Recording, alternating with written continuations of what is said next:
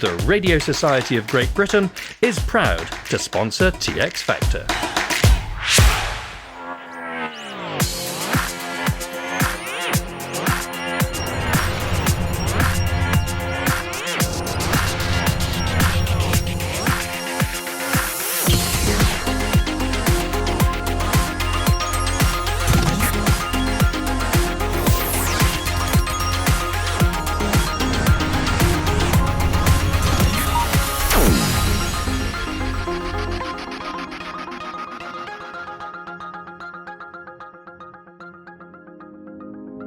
Hello and welcome to episode 31 of TX Factor. As promised, close on the heels of our last show released earlier in the month.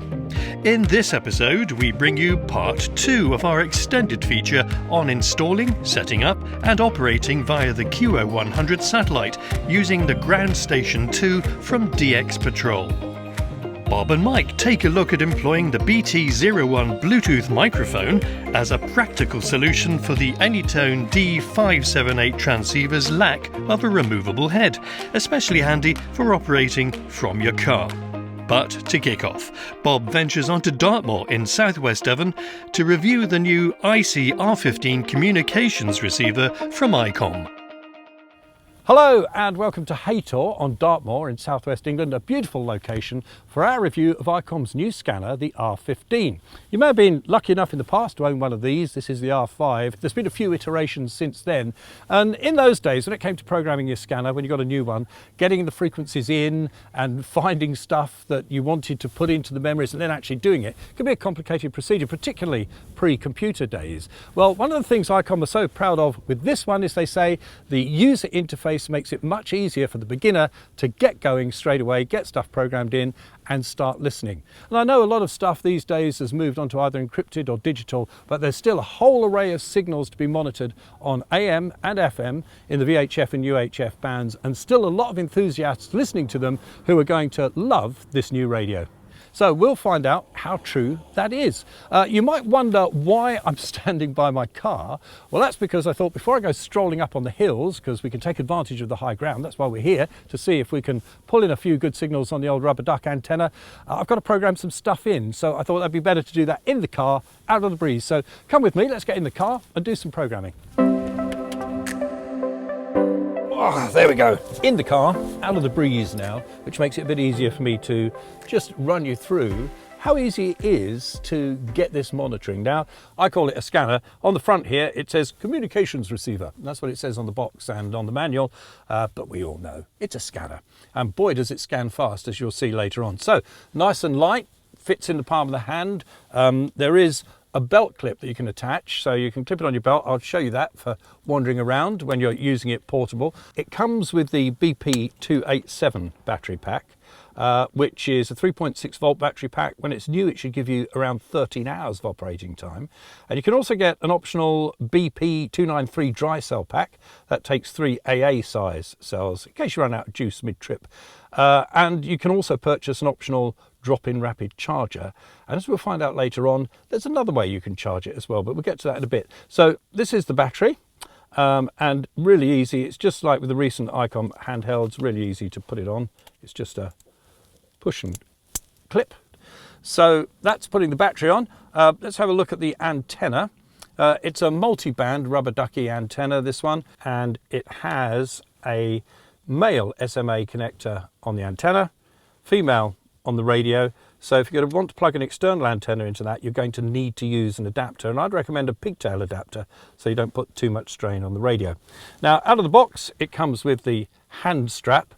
I love putting these on. It threads through the hole. I'm not going to demonstrate that to you because we'll be here all week with my cack-handedness. But one thing they have made much easier these days is the belt clip, because this actually just clips on like that, and it's easy to remove if you want to take it off afterwards. So belt clip on, we've done that.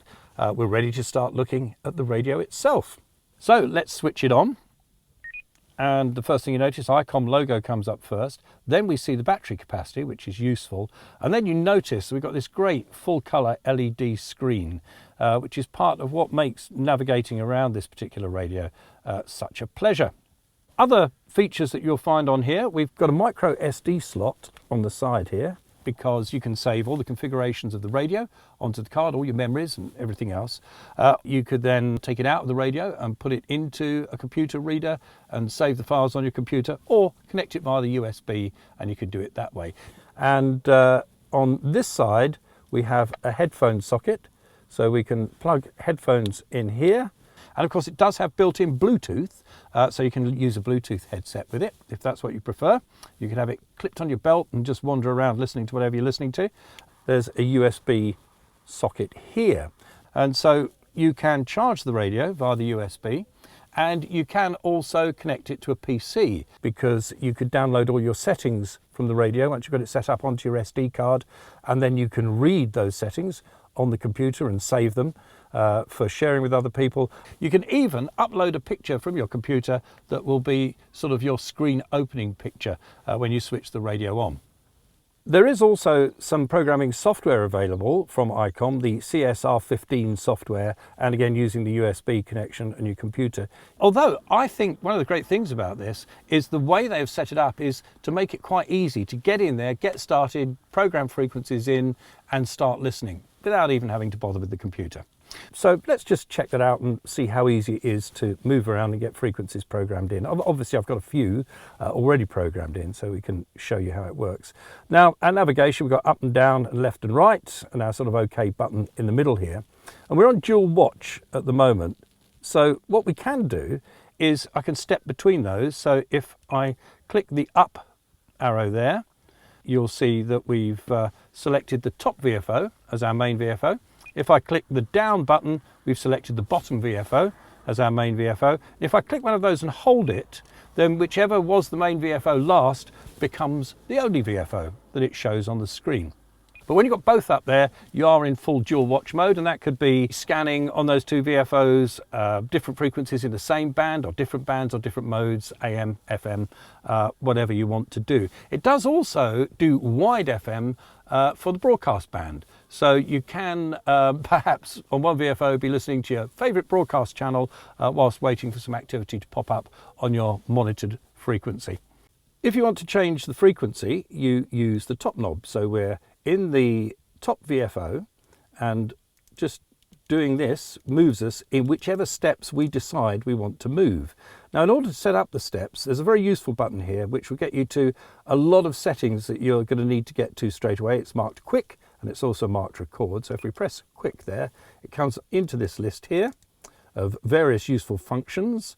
Now the one marked TS here, if we press that, takes us into our options as far as step settings are concerned. So we're on 2 meters, so we want the 12.5K. Those are our channel spacings here. So we've done that, and now it's going to step up and down in those settings. And that will make it very easy when you want to program in memories, because you could just start off here in the 2 meter band. We could program that in as our first simplex channel, step up one, save that one, step up one, save that one, step up one, save that one, and so on. We're in VFO mode here now. If I want to change from VFO mode to memory mode, we click the memory button there, and then to go back into VFO mode, we click that there. And that will affect whichever we've got as our main VFO. So the controls always affect the VFO that you've got as your main VFO. So we can whiz around within our 2 meter band here, but if we want to step a bit further away very quickly frequency wise, if we press this button here, the V megahertz button, our megahertz digit flashes, there we go, we can go whizzing off really fast. Or another thing that we could do, by using the left and right here, we can actually step through the bands that the radio covers. So these are the preset bands, and what it will do is it will show us in small digits just underneath the big digits at the top, the band that we're looking at, the frequencies that it covers. So if we go like that,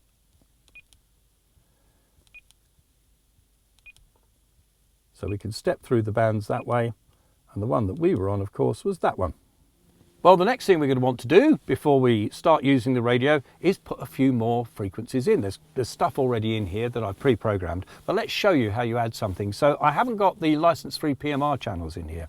So that's the first thing we'll do then, is create a category for them, because as we will see, as I take you through this a bit further, the great thing is you can save your frequencies under particular headings, which makes them easy to find and also to set up particular scan groups. So we go to memory and we go to memory channel, and you can see here it shows some of the categories that are already created, but we're going to step down here to where it says add category.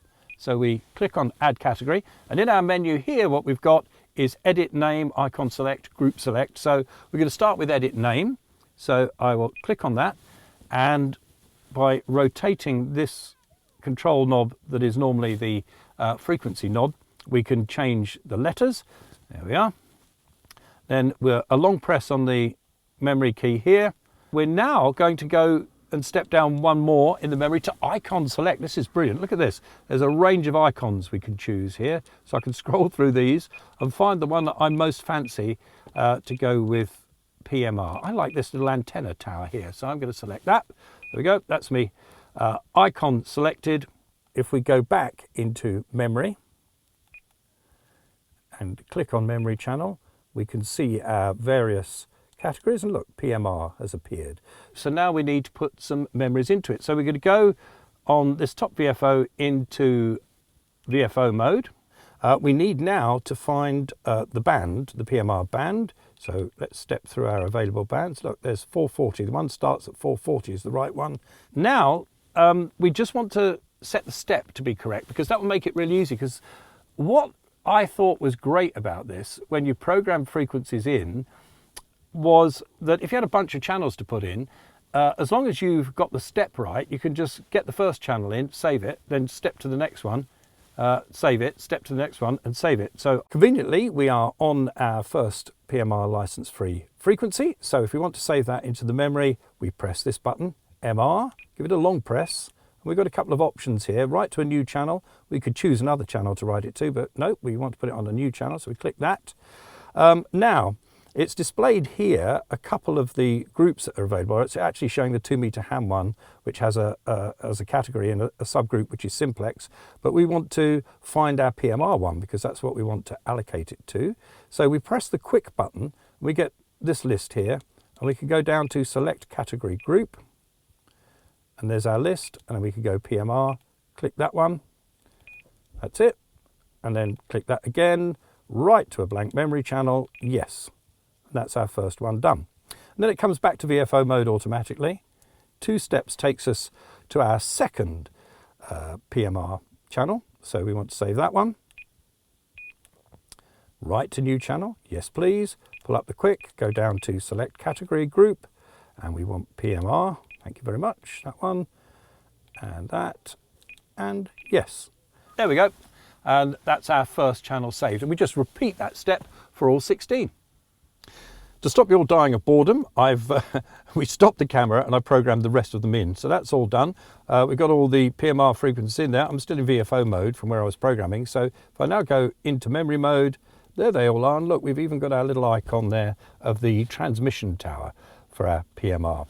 Now we need to get down to doing what this radio is really for, and that is doing some scanning. I think actually because we're in the car and also because we've got our filmmaking equipment around us which generates a bit of QRM, I'm going to use the external antenna on the car rather than the rubber ducky duck, which I think will enable us to pick up a little bit more if it's there to be picked up, and it's also going to reduce the amount of QRM that we get from inside the vehicle. So let's screw that in. So I've got an adapter PL259 to SMA male adapter, and I think the pigtail is a good idea because that's quite heavy and would put a lot of strain and pull on that little antenna connector on the top. So I think it's a bit safer to do it like this. Right, let's do some scanning then. We've got our PMR channels in here. We're in that in memory mode. So I just hit scan. It doesn't start scanning straight away because it does just check what category or group we want to scan. And we've got that up on the menu. Yes, it is PMR. We want you to scan that. And there it goes.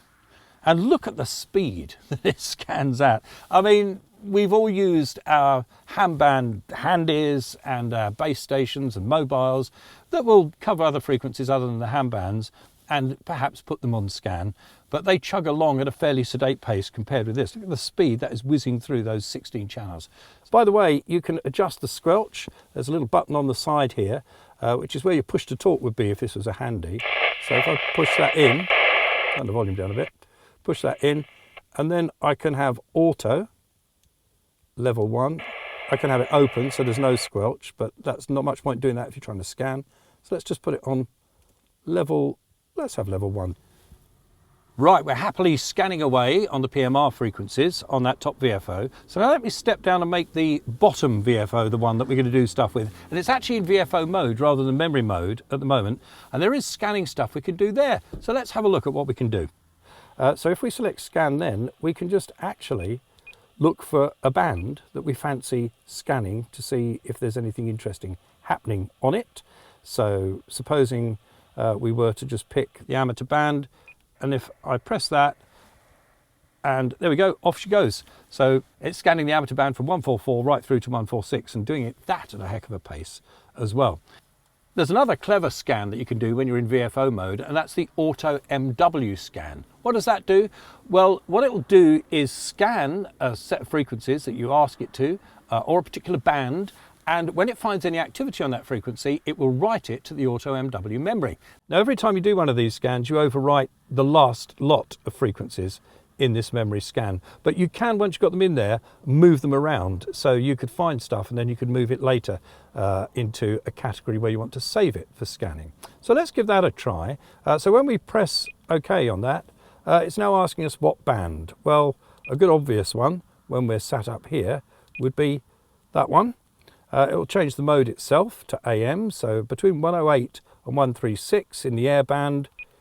We'll start scanning and see if there's any activity.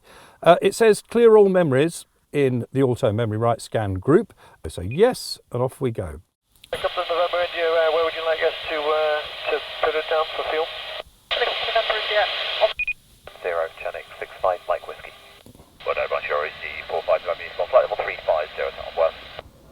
01025. There we are, a great little radio. I've enjoyed playing with it, and I've found that the user interface made it really easy to get started, to get frequencies programmed into it, or to scan and find activity. It covers from 108 to 500 megs, so that's AM narrow and AM, then FM narrow, and also wide FM for broadcast reception. So it is actually a broadcast FM radio as well, so that's another good reason to take it with you when you go on your hollybobs. And there are a couple of other features that we haven't covered yet. One is the automatic noise limiter. This works on AM and really reduces that noise you get on AM channels. The other one that I really like is the voice squelch. Now, what voice squelch does is it means the scan will only stop, the squelch will only open if there's voice activity on that channel. And when you think about all the digital stuff and the QRM that you're likely to encounter as you scan through a bunch of frequencies, it's really useful if you can ensure the scanner's only going to stop if it hears voice, which is all that you really want to listen to on an analog scanner. The other thing is the record mode. Now this is great. The quick button at the bottom, if you press that and hold it, it goes into record mode, and then whenever there's any activity on a channel, it will record it to the SD card. And you can set it up to do that when it's on scan. So you can leave it scanning away and it will record all the activity it hears, or you might leave it monitoring a particular frequency you're interested in, and it will just sit there on that frequency until something happens, and then it will record it and it will save it to the SD card. You can play it back through the radio, or as we said, you can download it onto your computer or take the SD card with you and plug it into another device and play it back from there. So in summary then, it's a great little radio, absolutely packed with features, so many in fact that we've only skated over the top of them in this particular feature. But the stuff that we've covered is most of what you will find in the simple version of the manual. It comes in the box with the radio. If you want the more detailed manual that gives you all the info to allow you to deep dive into all of these features, you can download that from the Icom website. This is the bit I've been waiting for, getting up on the high ground with the scanner, away from the man-made noise and seeing what we can hear just on the rubber duck antenna. I love walking and it's great to take this with me. And of course I've walked miles today, well, all the way from the car park down there, but where I'm heading is up there onto that big rock, and I'm going to join some of those people who are clambering onto the top of it, one of the most popular, I suppose, most iconic tours on the moor in terms of visitors coming to it. So I'm going to climb up there with them and have a listen on the new R15 scanner. I tell you what, it's a good job this is just a receiver. Whew.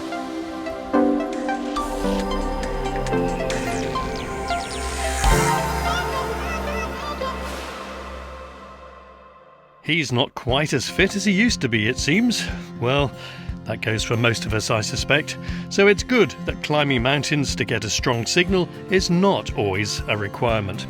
And to demonstrate that, we still have part 2 of operating via the geostationary satellite QO100, the ultimate height for any amateur radio repeater, surely.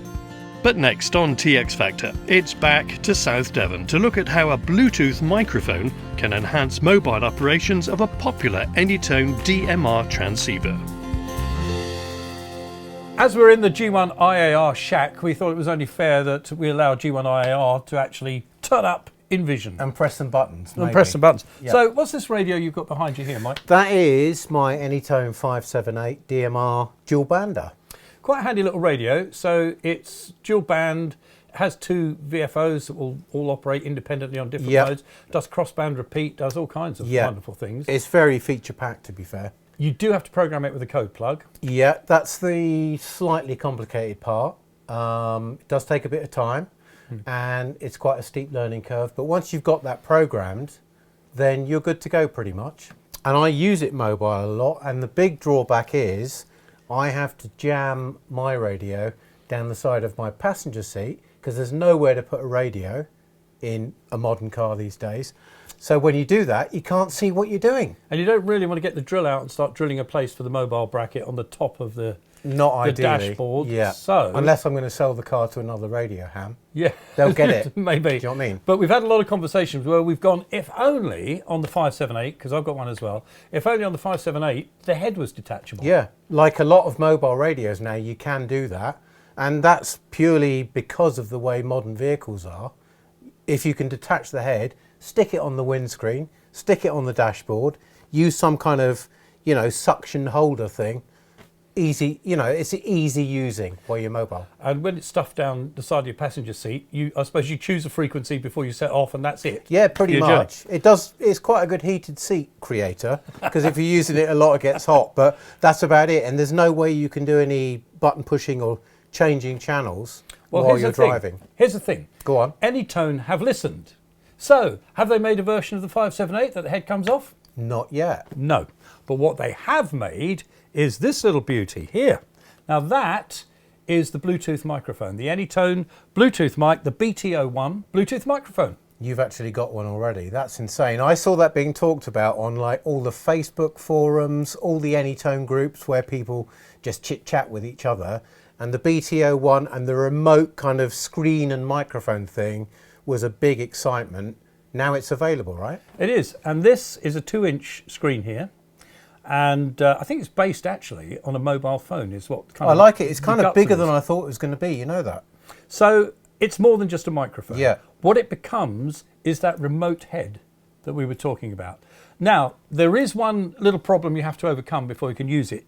You can't really just get this out of the box and go. Connect up to the radio, because you will probably have to upgrade the Bluetooth on your radio, on your Anytone 578. And there's quite a lot online. I won't go into that now, but we'll put some stuff in the show notes about it, where you can find the information that you need. And the other catch is, in order to upgrade the Bluetooth firmware, you've got to do that with an Android phone. Okay. So you have to have an Android phone that you then connect via Bluetooth Not an iPhone? to the radio. That No, you one? can't. Okay. Nope, it's got to be an Android phone, because you can download the bit of software to do it onto the Android phone, and then you connect by the Bluetooth. Yeah. It's a hoo-ha to some extent. We had a bit of fun doing it. For some it might be, because the Anytone, it's got Bluetooth on it already. Yeah. And when you buy a new radio, they bundle it with a little push-button Bluetooth mic, and you can set it up to go PTT on, off. And it's basic, but there is Bluetooth there. Yeah. Maybe that's good enough for some people already. But this takes it to a whole nother level. It needs a lot more data sent to it from the radio, and so you've got to And I upgrade. guess it's an upgraded Bluetooth technology that keeps changing, as does the firmware, as do our code plugs. Exactly. It's non-stop. It's everything's moving forward. Yeah. So you've got to update that. Once you've done that, and you've managed to pair them, you do a normal sort of pairing operation. Okay. And again, you go into Bluetooth on the radio. You just ask it to pair, and then let's assume that we've upgraded the firmware, and we've also already paired it. Okay. And we've done all that bit. So then, when you come to use it, really easy, you press the button in the middle. There's 3 buttons on the top here. and we'll explain what the others do in a moment, but that middle one is going to switch us on. Now there's also another thing that I should explain, is you can connect it via Bluetooth, or you can connect it via cable. Okay. Now when we're operating it like this, Bluetooth, it's on its internal batteries, you can recharge those. It comes with a lead, a USB lead, so any USB charger will charge it up, okay? But you can also, it comes with this monster lead here, which is the same as the mic lead, so you can plug that in the socket on the bottom here, and you can plug it in on the radio. Okay. And if you've got it plugged in on the radio, then it's charging all the time from the radio via this lead, so keeps itself charged up. That's a nice touch. Okay. The Bluetooth range, about 30 feet, they reckon, on this. So what happens when we press this magic button on the top? Get a green light, first of all. Now it asks us to select the port. So if we were going to run it in cable mode, we'd step down to cable mode, but I've left it on Bluetooth. So there we go, it's connected to the radio, it's checking all data. And what we will see on the radio is that the screen has disappeared off the radio. The radio is just now displaying external BT mode, and the screen, exactly as you would see it on the radio, has now appeared. So this is like basically now taking over completely from the base unit, which has almost gone into sort of screen standby mode, because this is in charge. Yeah, and you've got access to everything that you can access through the buttons and the menus on the front of the radio. You can now access through this. And one of the things that you're going to want to do first of all is figure out basically what these top buttons do. The middle one we use to switch it on, but a short press on that middle one does something different, which affects what these two do. These are up and downs. What they're upping and downing depends on what we do with this middle button. So at the moment it says vol at the top there. So if we use these when there's audio coming through this mic from the radio, it will turn the volume up and down. A short press on that and it changes to CH. Okay, and with it on CH, if we now step up and down, we're stepping through the channels within the zone that we've selected. And the buttons on the front here, if we want to change the zone, so we're in the bottom VFO at the moment. There we go, that's taken us through the different zones that we have, so we can pick the zone that we want to go up and down through the channels in. And then the buttons on the side here, the top one is the PTT. Then we've got 3 buttons underneath, and we can assign different things to those buttons. So using the menu here, we can decide what happens on either a short push or a long push. So I press the menu button, and then we can step through all the menu items that we would like to be adjusting exactly as we can on the radio itself. So it's very straightforward. You know, you just have a bit of a play with it, and in the end, what you have got is the equivalent of a remote head. Yeah, totally. For your radio. And what I tend to do when I have mine in the car, because you can either set this up so both microphone and speaker are coming from the Bluetooth, so you can hear your audio through this, or you can have this just being the microphone and you can have the audio coming out of the radio, or you can have it coming out of both. And I set it up because my radio is tucked away under the passenger seat, but I have an extension speaker, so I have my audio coming out the extension speaker on the radio, nice and loud. But when I'm in my caravan, and I sometimes have it in the caravan, and it's tucked away under a seat, then I have the audio coming out of this and just kind of carry my 578 around with me in my pocket, in effect. And the screen is actually bigger than the one that's on the radio already. Yeah, I think it's really easy to read, and I'll show you in a way, a cunning way that you can use it not as a hand mic, but actually as a remote head. But just before we do that, we're on the Sidmouth repeater here. So that's the VFO we're on at the moment. So let's just give a shout through, and you'll hear what the audio sounds like through the mic. Okay. This is Golf 0 Foxtrot Golf X-Ray G0FGX listening through SW. So it's quite loud. Yep.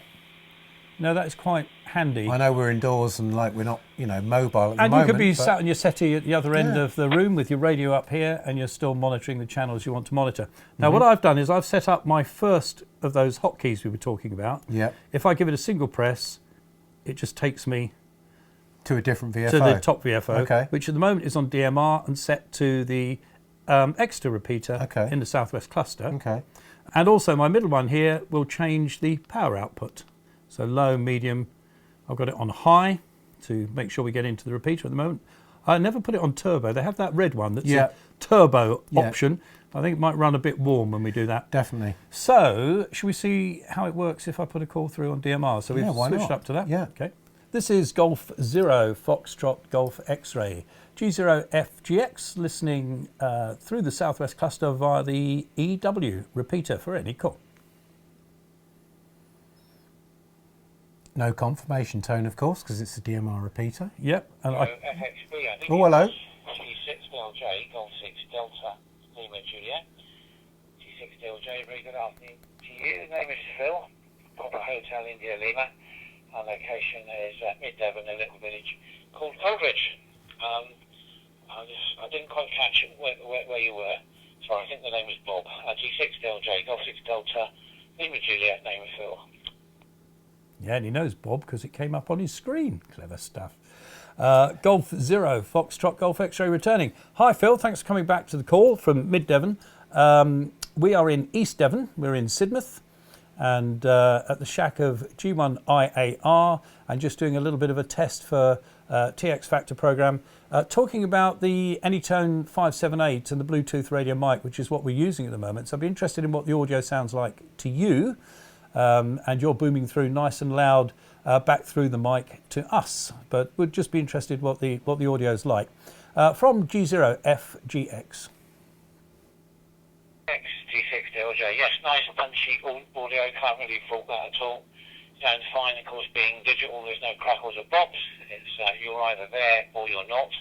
But nice punchy audio, Bob. G0FGX, G6LJ. There we go. Thank you very much indeed, Phil, for that. That was a very good test for us, and thanks for the audio report. And enjoy the rest of your day. And I'm sure we'll work you through the Southwest Cluster again. So 73 from Sidmouth to Winkley. Take care. Standard DMR delay.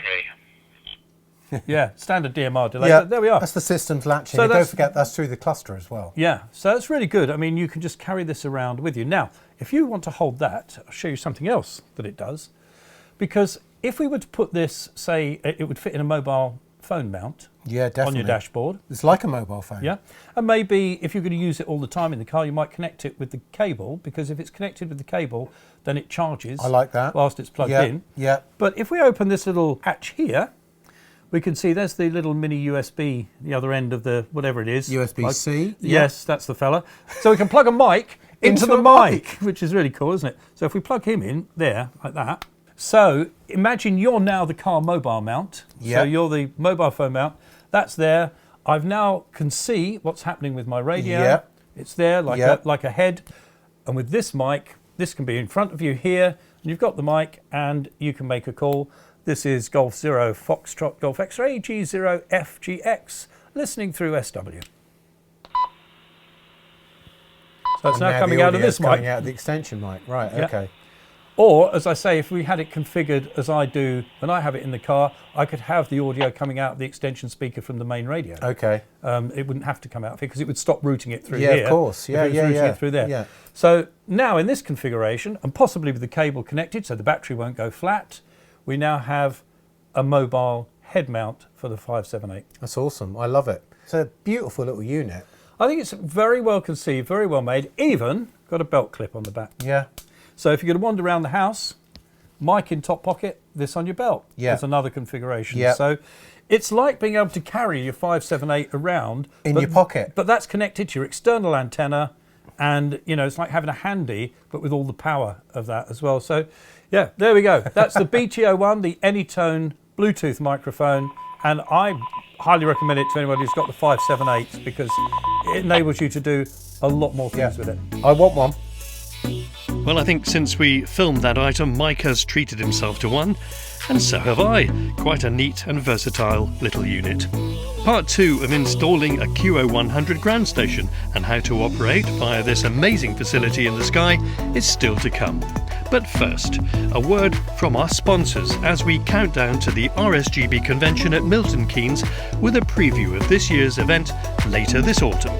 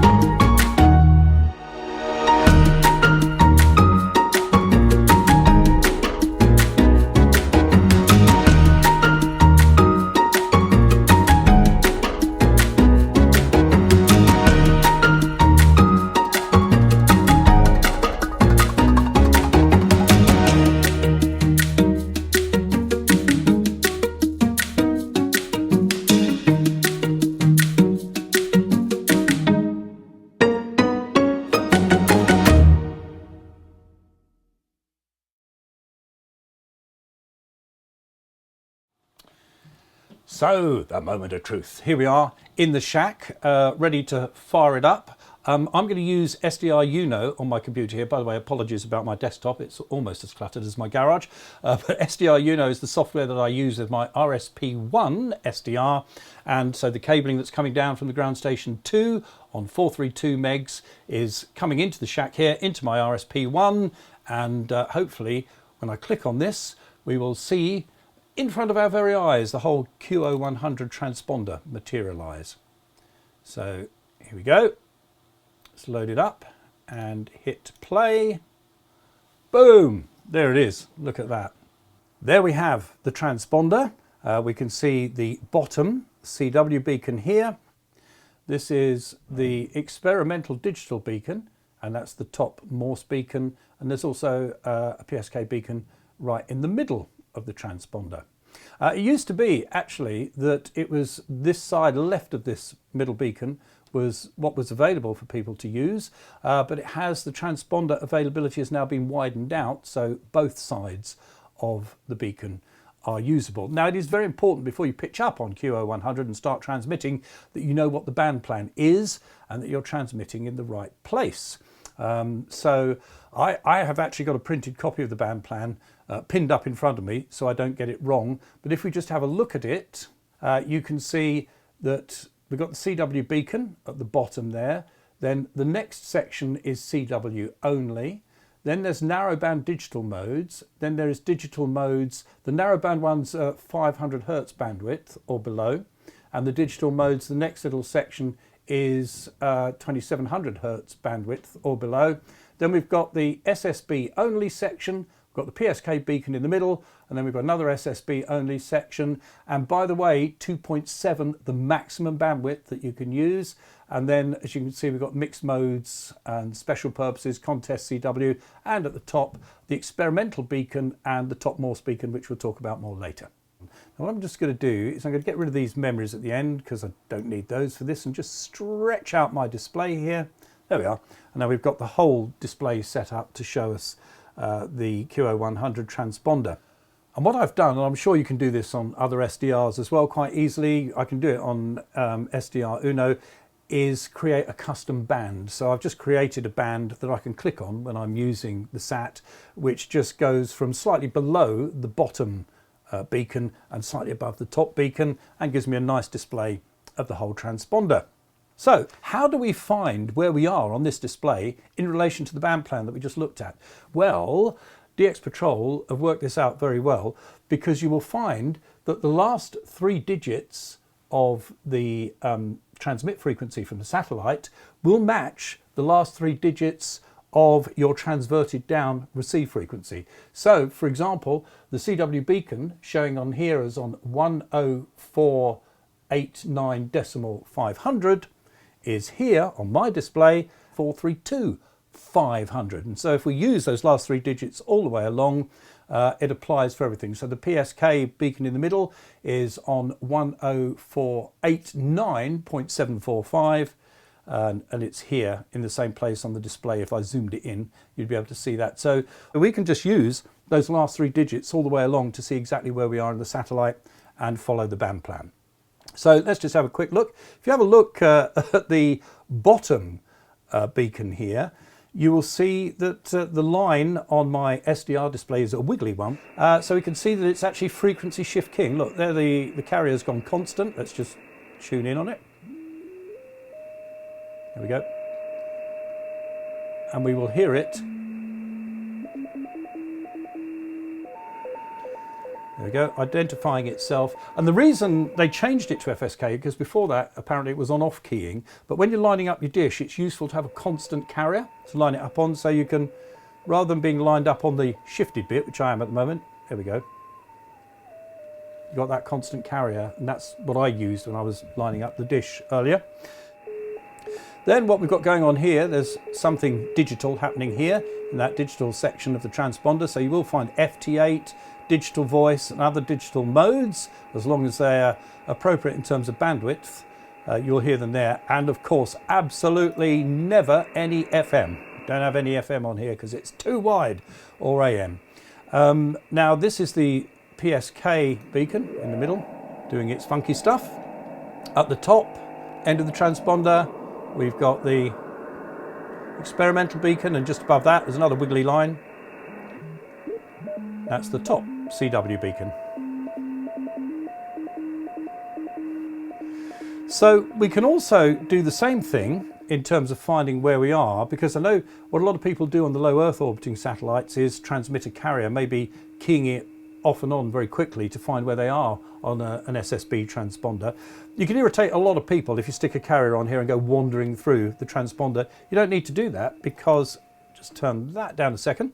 If we turn our attention to the display on my Yaesu FT857 here, we can see that the same thing applies. We can use the last 3 digits and that will pretty much tell us where we should be. So the great thing about the satellite is you never have to say, is this frequency in use? Because you can see whether it is or not. And you don't get that effect you get on HF where there could be a distant station using it that you can't hear in QSO with somebody who you will blot out when you turn up, because if there's a transmission there, you will see it. So I'm just going to set my receiver to, there we go, to 700. So 432 700 on the downlink, which would be the equivalent of 10489 700 coming down from the satellite.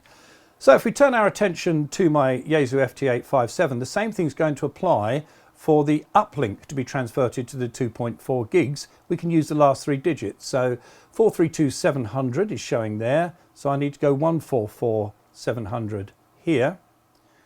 So we should be bang on now in terms of SSB resolution when I start transmitting. I know where I'm going to come on the transponder, and I should be able to hear my downlink fine and pretty precisely without waving a carrier about. The other thing is, when I'm working the low Earth orbiting satellites, if I'm working through an SSB transponder, I put headphones on and listen to my downlink. Now, it is a requirement by AMSAT DL that you do use full duplex when you're working through the QO100 as well. But just bear in mind, it's a blooming long way from here to that geostationary satellite and back, and that means it puts quite a time delay in, as you will hear when I start transmitting. So if you try to do it with headphones on, you just would definitely sound very drunk, and you do have to sort of tune it out. So you want to hear your downlink and hear it's okay. So you've got half an ear on it, but not too loud so it puts you off. So let's give it a go and call CQ. And as I say, we should resolve quite nicely on this frequency now. And you'll hear the delay when I start transmitting. So let's give it a go. Let's turn the volume up so we can hear it. Hello CQ, hello CQ, hello CQ, hello CQ. See, we're on frequency, which is good. This is Golf Zero, Foxtrot Golf X-Ray. Golf Zero, Foxtrot Golf X-Ray, calling CQ QO100, CQ QO100, CQ QO100. Golf Zero, Foxtrot Golf X-Ray, listening. Also, we don't want to be louder than the beacon signals. If you are louder than the beacon signals, you will get an audio alarm that tells you you're running too much power into the satellite. And these beacons are uploaded from Germany by AMSAT DL. They upload the beacons and also the system that monitors your power up and will tell you if you're too loud. Hello CQ, hello CQ, hello CQ, hello CQ. This is Golf Zero, Foxtrot Golf X-Ray. Golf Zero, Foxtrot Golf X-Ray in the southwest of the UK, calling CQ, CQ, CQ. CQ satellite, Golf Zero, Foxtrot Golf X-Ray, listening.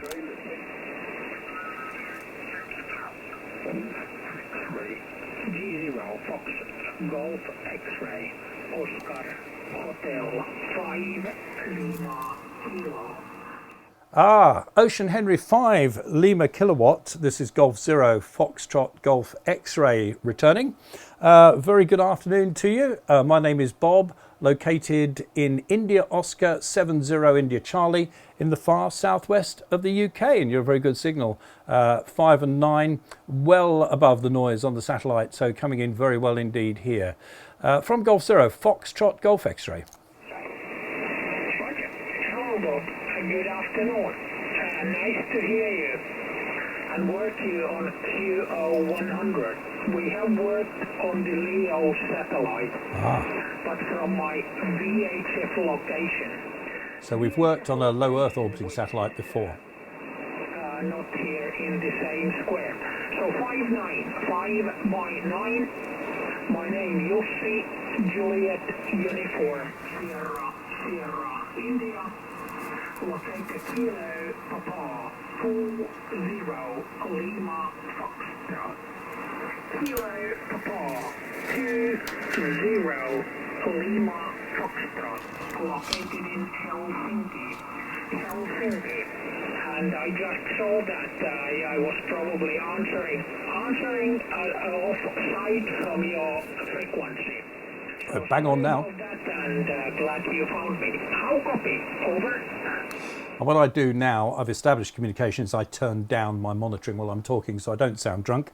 Oscar Hotel 5, Lima Kilo, this is Golf Zero, Foxtrot Golf X-Ray returning. If I'm business juicy and you're coming in very well indeed here, very good signal into the far southwest of the UK, and fine on us having worked before on one of the low Earth orbiting satellites. So nice to meet you again. And I'm just doing a little demonstration of working on QO100 for our online TV program called TX Factor. And we're using the DX Patrol Groundstation 2 here and testing it out for those who watch our programs so they can see how easy it is to get onto QO100 and take advantage of this fantastic satellite. So I hope you don't mind that we're actually filming this at the moment and recording this QSO for our program, Juicy. So hopefully you're okay with that. And I think I gave you my square, India Oscar 70 India Charlie. So back to you in Helsinki. Oh, by the way, my QTH is Helston, like Hotel Echo Lima, Sierra Tango Oscar November. Oscar Hotel 5, Lima Kilo, Golf Zero, Foxtrot Golf X-Ray. Okay, fine with being in Helston and me being in Helsinki. Very fine, and no problem. This is not a video contact, so you cannot see my ugly face. So, thank you. 73. Have a nice day. Golf Zero, Fox Golf X-Ray, Ocean Henry 5 Lima Kilo. Bye bye, Bob. There we are.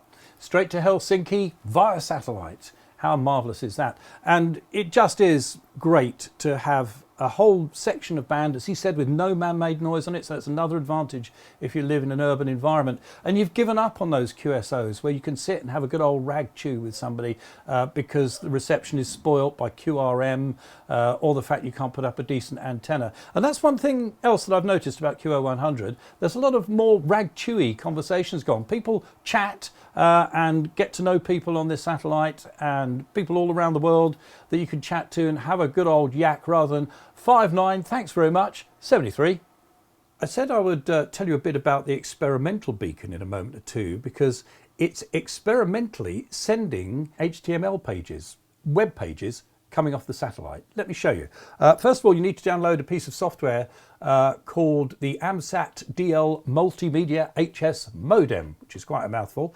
And once you've downloaded that, and it's also useful for other things that you can do on the satellite, such as image transmission and so on and so forth on the narrowband transponder.